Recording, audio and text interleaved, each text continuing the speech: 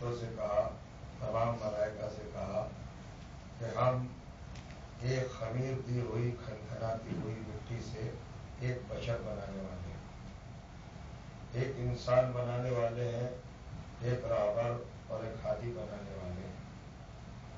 عربی زبان میں لفظ اس یوں تو یہ دو حرفوں کا مجموعہ ہے، مگر بڑا بلیغ اور بڑا فصیح اور بڑا دورس اور بڑا معنی خیز ہے۔ ہر زبان کے اپنے گرامر، اصول، ضابطے، تہذیبیں، نزاکتیں، صفتیں، باریکیاں، گہرائیاں، گہرائیاں اور صفتیں اور خصوصیتیں ہوتی ہیں۔ عربی زبان بھی ایک اہم، قدیم، مضبوط، مستحکم، مسلسل اور بڑی وسیع و عریض اور بڑی حسین و جمیل زبان ہے۔ اس کے بھی اپنے گرامر، قواعد، اصول، ضابطے، آداب اور تہذیبیں ہیں۔ ہم بھی زبان بولتے ہیں، آپ بھی زبان بولتے ہیں، قرآن کی ہر قوم، انسان یعنی دنیا کی ہر نیشن زبان بولتی ہے، قبیلہ زبان بولتا ہے۔ زبانی کے ذریعے اپنے دل کی باتیں، اپنے من کی باتیں، اپنی آرزو، اپنی خواہش، اپنی تمنا، اپنی نیت، اپنے معافی ضمیر اور اپنی انٹینشن کو انسان دوسروں کی سماعت تک منتقل کرتا ہے، یعنی الفاظ ہی ذریعہ بنتے ہیں مراد اور خواہش کے دوسروں تک ٹرانسفر کرنے کا۔ اب ہمارے یہاں ہوتا یہ ہے کہ ہم بہت سارے الفاظ بولتے ہیں، بہت سارے جملے بولتے ہیں، بہت سارے سینٹینس بولتے ہیں، بڑے سنہرے جملے ہوتے ہیں، بڑے بھاری بھرکم الفاظ ہوتے ہیں، بڑے افیکٹو ہوتے ہیں، بڑے مؤثر اور اثر انداز ہوتے ہیں۔ ہم سامنے والے کو اپنی آواز، اپنی ردھم اور اپنے لہجے کے زور میں دبانا چاہتے ہیں اور اپنی بات کا یقین دلانا چاہتے ہیں، ہم اسے متاثر کرنا چاہتے ہیں۔ اس کے لیے ہم جتنے بھی فارمولے استعمال کریں، جتنی بھی چیزیں استعمال کریں، وہ سب استعمال کر لیتے ہیں۔ آسمان کے قلابے زمین سے ملا دیتے ہیں، زمین کی تنابیں آسمان سے ملا دیتے ہیں۔ ایک لمبی چوڑی گفتگو ہوتی ہے، ایک بہت بڑا بھاشن ہوتا ہے، لیکن جب پس منظر دیکھتے ہیں، جب بیک گراؤنڈ دیکھتے ہیں، جب بنیاد دیکھتے ہیں، حقیقت دیکھتے ہیں، تو معنویت اور روحانیت کچھ بھی نہیں ہوتی، تعداد کچھ بھی نہیں ہوتا، میسج کچھ بھی نہیں ہوتا، پیام کچھ بھی نہیں ہوتا، بس ایک جملوں کا انبار تھا، ایک الفاظ کا ڈھیر تھا، ایک تقریر کی بس طولانیت تھی اور کچھ بھی نہیں تھا۔ برخلاف اس کے قرآن مجید اور عربی زبان کا کمال یہ ہے کہ وہاں پر الفاظ کم استعمال کر دیے جاتے ہیں اور معنی و مطالب کے دریا بہا دیے جاتے ہیں۔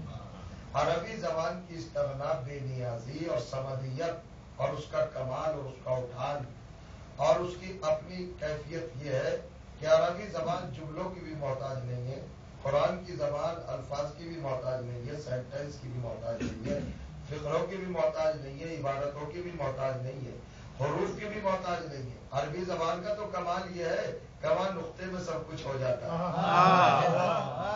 اتنی دور رس اور اتنی بلیغ اور اتنی یعنی پیغام بر یہ زبان ہے کہ وہاں سب کچھ سب سمجھ دیا جاتا ہے ایک پوائنٹ کے اندر، ایک نقطے کے اندر۔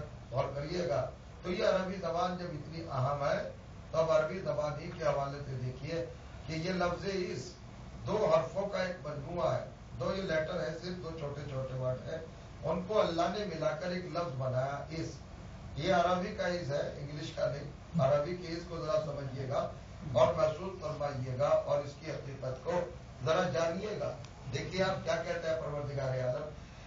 بہت سارے لوگ تبلیغ کرتے ہیں، بڑی تقریریں ہوتی ہیں، ایک مشن ہے، ایک تحریک ہے، ایک پروگرام ہے، مبلغین ہے، مقررین ہے، خطبہ ہے، اسپیکرز ہے، آریٹرز ہے، سب بیانات دیتے ہیں۔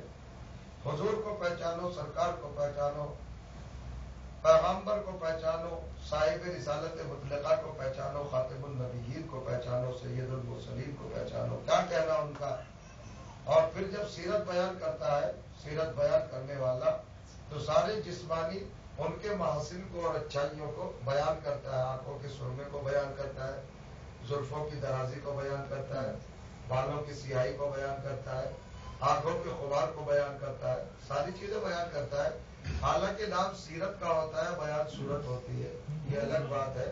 چلو نبی کی صورت بیان کرنا بھی ایک ثواب ہے، ایک عبادت ہے، یہ کوئی بری بات نہیں ہے، تو ہم بیان کرتے ہیں۔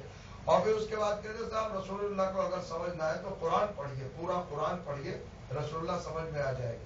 تو اس کا مطلب یہ ہے کہ پیغمبر اسلام کو سمجھنے کے لیے ہمیں پورا قرآن پڑھنا پڑے گا، یہ تو بڑی ضرورت کی بات ہے، غور کریں گے آپ۔ جو بیچارے نہیں بھی پڑھے ہوئے وہ رسول کو کیسے سمجھیں گے؟ تو اللہ نے کہا کہ نہیں، رسول اور آل رسول کو سمجھنے کے لیے پورے قرآن پڑھنے کی ضرورت نہیں ہے۔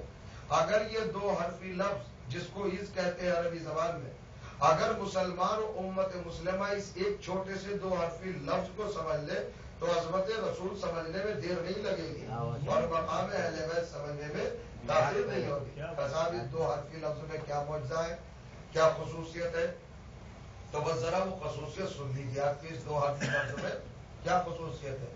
یہ قرآن مجید میں عربی زبان میں جہاں جہاں استعمال کیا جاتا ہے وہاں پر یہ گزرے ہوئے زمانے کو یاد دلانے کے لیے استعمال کیا جاتا ہے، اور زیادہ تر قرآن میں جہاں بھی اللہ نے اس کو یوز کیا ہے، استعمال کیا ہے، وہاں پر خطاب پیغمبر اسلام سے، عام مخاطب ہے، آپ کی ذات سے، روح سخن ہے۔ اللہ تعالیٰ کس سے بات کرتا ہے؟ اپنے پیغمبر سے۔ اب بات یوں براہ راست ہے کہ اللہ اپنے پیغمبر سے کہہ رہا ہے میرے حبیب، میرے نبی، میرے پیغمبر، جان کائنات، سرور کونین، سید الانبیاء، امام المرسلین، قاب قوسین پجانے والے، اے ہماری کائنات کی زینت، ذرا وہ وقت یاد کرے، وہ زمانہ یاد کرے اور وہ ٹائم یاد کرے۔ کون سا لمحہ، کون سی گھڑی، کون سا موقع، کون سا محل یاد کرے کہ جب آپ کے رب نے کہا، کس سے کہا؟ فرشتوں سے کہا، ہم سے نہیں کہا، فرشتوں کی بزم میں کہا، فرشتوں کے کراؤڈ سے کہا، فرشتوں کے اجماع سے کہا، اینجل سے سب وہاں ان سے کہا، کیا کہا اللہ نے؟ انی خالق البشرا، میں ایک بشر بناؤں گا ان فیوچر، زمانے میں، آنے والے زمانے میں، مستقبل میں بناؤں گا، ابھی نہیں بنا رہا ہوں۔ تو بنائے گا، ایک پروگرام کا اظہار کیا ہے، ایک پروگرام کو اناؤنسمنٹ کیا ہے اللہ نے، ایک اپنا منصوبہ ظاہر کیا کہ میں ایک بشر بناؤں گا، ایک بشر، ذرا سنیے گا، کب بناؤں گا؟ مستقبل میں بناؤں گا۔ تو اس کا مطلب یہ کہ قرآن آپ کو بتانا چاہتا ہے کہ تخلیق آدم اور ہے، اعلان تخلیق آدم اور ہے۔ اعلان کب ہوا اور تخلیق کب ہوئی، یہ اناؤنسمنٹ کب ہوا اور یہ کریشن کب ہوا، کب سے اسٹارٹ ہوا؟ تو اگر آپ تفسیر دیکھیں، حدیث دیکھیں، آپ علماء کی تحقیقات کو ملاحظہ فرمائیں تو آپ کو حیرت ہوگی، ایک اعلان تخلیق کا اور ایک تخلیق ہے۔ توجہ چاہ رہا ہوں، یعنی آدم کو جب بنایا وہ زمانہ اور ہے، اور جب اعلان کیا بنانے کا وہ زمانہ اور ہے۔ کتنا ڈسٹینس ہے، کتنا فرق ہے؟ تو جب تفسیر پڑھیں گے آپ تو آپ کو معلوم ہوگا کہ 14,000 سال کا فاصلہ ہے، 14,000 برس کا، ایک دو سال کا نہیں، 14,000 برس۔ 14,000 برس پہلے اللہ تعالیٰ نے اعلان کیا اور 14,000 برس کے بعد حضرت آدم کو بنایا۔ آپ نے اہمیت نہیں سمجھی ہادی کے تخلیق ہونے کی، ہادی کے بنانے کی؟ 14,000 برس پہلے اعلان اور 14,000 برس کے بعد تخلیق۔ پروردگار عالم، یہ تو فرشتے تھے، ہم جیسے تو لوگ تھے نہیں، جنہیں فرصت ہی فرصت ہو، جن کے پاس نفس ہو، غیبت ہو، چغلی ہو، برائی ہو، حسد ہو، کینہ ہو، عناد ہو، یہ توجہ کیجیے گا، جلسی ہو، ساری چیزیں ہو، ایک دوسرے کی ٹانگ پکڑ کے گھسیٹنا ہمارا ایک رویہ ہے، ایک دوسرے کو برداشت نہ کرنا ہماری ہابی ہے، یہ تو ہمیں ہے نا بات، چونکہ ہمارے نفس ہے، ہمارے خواہشات ہیں، ہمارے آرزو ہیں۔ مگر فرشتے تو تیری وہ مخلوق ہیں جن کے پاس نفس نہیں، نفس نہیں تو ایگو نہیں، ایگو نہیں تو خواہش نہیں، خواہش نہیں تو تمنا نہیں، تمنا نہیں تو ان کو آرزو نہیں، آرزو نہیں تو اقدام نہیں، اقدام نہیں تو تحریک نہیں، تحریک نہیں تو مسٹیک نہیں، مسٹیک نہیں تو خطا نہیں، خطا نہیں تو معصوم ہے۔ توجہ کریے گا، وہ مخلوق تو معصوم ہے نا، اور جہاں عصمت ہے وہاں بالکل عصیان کا کوئی امکان ہے ہی نہیں، پاسبلٹی ہے ہی نہیں، وہ ڈینائی تو کریں گے نہیں تیرے حکم سے۔ یہ کیا ہے بھائی؟ آدم کو سجدے کے لیے بنوا رہا ہے بشر کو، اور اعلان کر رہا ہے 14,000 برس پہلے، اور کن سے کر رہا ہے؟ ان فرشتوں سے جو سر پر سر طاعت ہی طاعت ہے، جو مکمل فرما برداری ہے، جب کہے گا تب سجدہ کر لیں گے۔ اے بھائی ایسا کرنا چاہیے تھا کہ ادھر آدم کو بناتا اور ادھر بنا کے سامنے رکھ کے فرشتوں سے کہتا کر لو سجدہ، وہ سب کر لیتے۔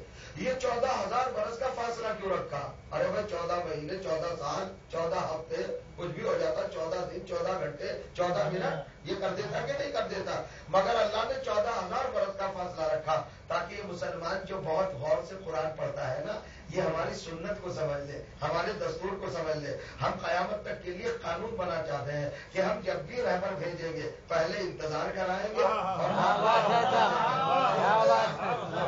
اب میں آپ سے پوچھنا چاہتا ہوں اور